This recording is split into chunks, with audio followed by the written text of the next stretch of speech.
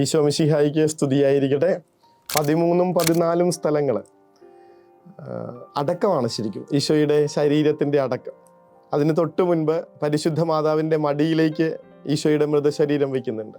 മരിച്ചുപോയ മനുഷ്യരെ ഓർത്ത് സങ്കടപ്പെട്ടിരിക്കുന്നവർക്ക് വേണ്ടിയിട്ട് പ്രത്യാശയുടെ ഓർമ്മപ്പെടുത്തലുമായിട്ടാണ് ഈ രണ്ട് കാര്യങ്ങൾ വരണേ. മരിക്കാറായ ഒരു ചെറിയ പെൺകുട്ടി, അവളെ അമ്മയുടെ മടിയിലേക്ക് കിടന്നിട്ട് ചോദിക്കുന്നുണ്ട്, അമ്മ, ഈ മരിച്ചു പോയവരൊക്കെ എങ്ങോട്ടാ പോണേ? അമ്മയ്ക്കറിയാം ഈ കുഞ്ഞിൻ്റെ അവസാനത്തെ ചോദ്യങ്ങളിൽ ഒന്നായിരിക്കും ഇത്. കാരണം വൈദ്യശാസ്ത്രം വിധി എഴുതിയതാണ്, ഡോക്ടേഴ്സൊക്കെ കൈയൊഴിഞ്ഞതാണ്.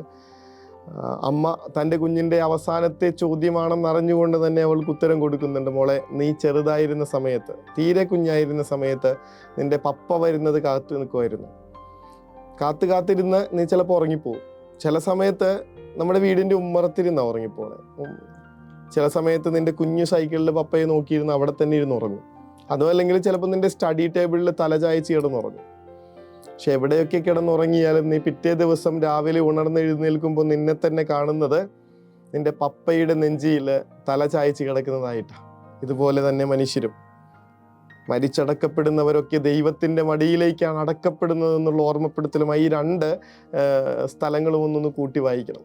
മാതാവിൻ്റെ മടിയിലേക്ക് ഈശോയെ കിടത്തുന്നു, പിന്നീട് അടക്കമാണ്.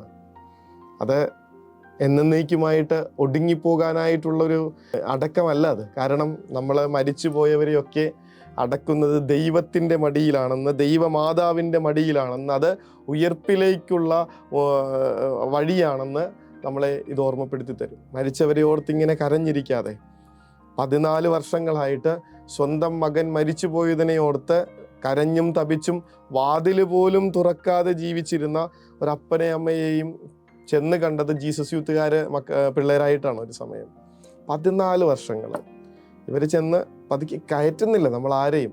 ആരെയും കാണണ്ടെന്നാണ് പറയണേ, ഈശോയെ പറ്റി കേൾക്കണ്ടെന്നാണ് പറയണേ. ചെറിയൊരു അക്സസ് കിട്ടുമ്പോൾ ഉള്ള പ്രാർത്ഥനയുണ്ട് അവരുടെ കൂടെ. ഈ മക്കളൊക്കെ അവരുടെ കൂടെ ഇരിക്കുമ്പോൾ അവർക്ക് ജീവിതത്തിൻ്റെ പ്രതീക്ഷ തിരിച്ചു കിട്ടുന്നുണ്ട്.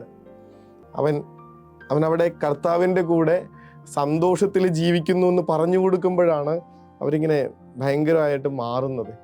അടക്കിയിരിക്കുന്നത് ദൈവത്തിൻ്റെ മടിയിലാണെന്ന്. കല്ലറ നമ്മളെ പ്രത്യാശയോടുകൂടെ ഉയർപ്പിലേക്ക് നയിക്കുന്ന വഴിയാണെന്നറിയണം. മരണം സ്വർഗത്തിലേക്ക് തുറക്കുന്ന വാതിലാണെന്നറിയണം.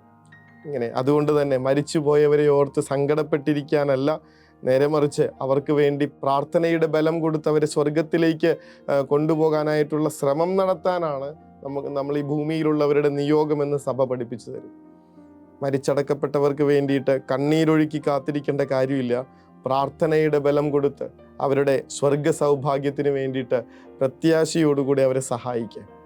ഈ രണ്ട് സ്ഥലങ്ങളും നമ്മളെ ഓർമ്മപ്പെടുത്തുന്ന കാര്യം അത് തന്നെയാണ്. അടക്കപ്പെട്ടിരിക്കുന്നവർ ദൈവത്തിൻ്റെ മടിയിലാണ് അടക്കപ്പെട്ടിരിക്കുന്നത്.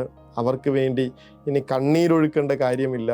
പ്രത്യാശയോടെ അവരെ കണ്ടുമുട്ടാനായിട്ടുള്ള ദിവസങ്ങൾക്ക് വേണ്ടി കാത്തിരിക്കുക. ഈശോ അനുഗ്രഹിക്കട്ടെ.